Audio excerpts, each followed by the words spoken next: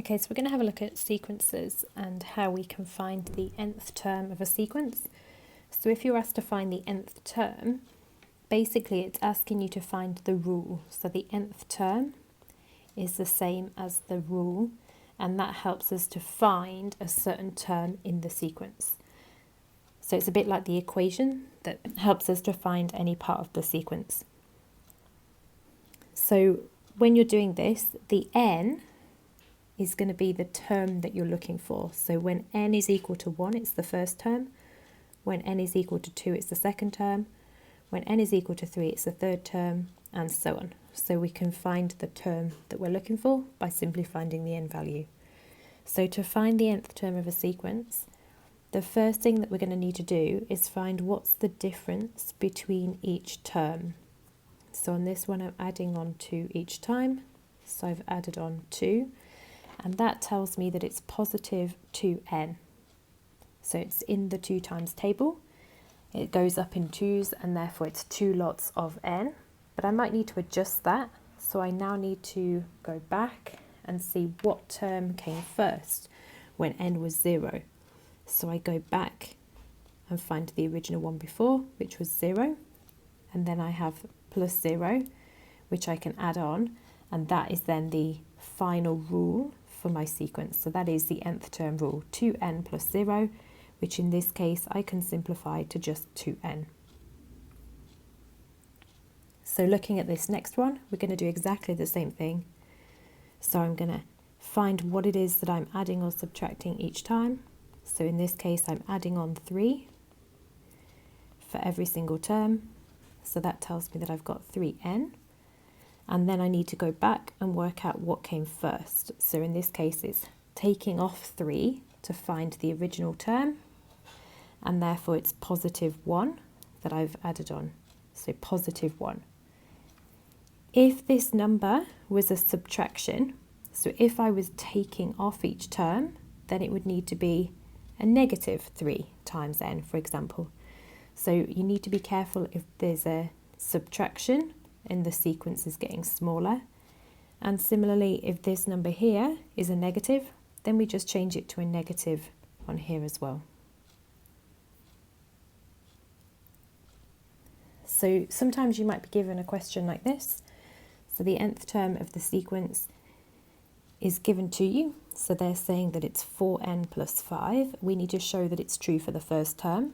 So we know that in the first term, that means that n is equal to 1. So when n is equal to 1, we can find what 4n plus 5 is equal to. So we're now going to substitute n is 1 into it. So I've got 4 times n, or 4 times 1, plus 5. So that's going to give me 4 times 1 is 4, plus 5 is 9. So I've now shown that the first term is 9. It works. Then I need to find the 30th and the 50th term. So I'm going to do the same thing. For the 30th, n is 30, and for the 50th, n is 50. And I'm just going to substitute that into my formula. So I've got 4 times 30 plus 5, and that gives me 120 plus 5, so 125. And then for the second one, I've got 4 times 50 plus 5, and that gives me 200 plus 5, which is 205. So that would be my 30th and 50th term. And then the last one is asking if 52 is in the sequence.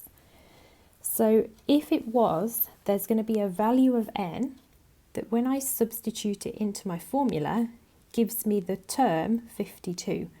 The same as there was a value of n that gave me 125, and there was a value of n that gave me 205, and a different value of n that gave me 9. So the sequence is 4n plus 5. I want to know if there's a value of n that gives me 52. So I'm now going to have to rearrange that equation. So I can do 52, and I'm going to subtract 5 from both sides. And that's going to give me 4n is equal to 47.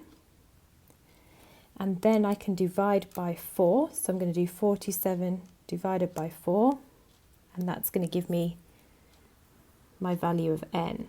So dividing by 4, so n is equal to 11.75. Now, I can't have an 11.75 term. I have like a first term and a second term and a third term and a fourth term and a fifth term and so on. But every term is an integer. It's a whole positive number. And therefore I can't have 11.75. So that means that 47 comes in between the 11th term and the 12th term. So therefore it is not in the sequence. So we would simply say that it's not in the sequence. We can't find the value of n because it's not a whole number. And in fact, the 11th term is equal to 4 times 11, so 44, plus 5, which is 49. So the 11th term is equal to 49. And then the 12th term is 4 times 12. And then we're going to add on the 5, and that gives me 53. So we can see there that 52 is not going to come up. It's going to be in between the two.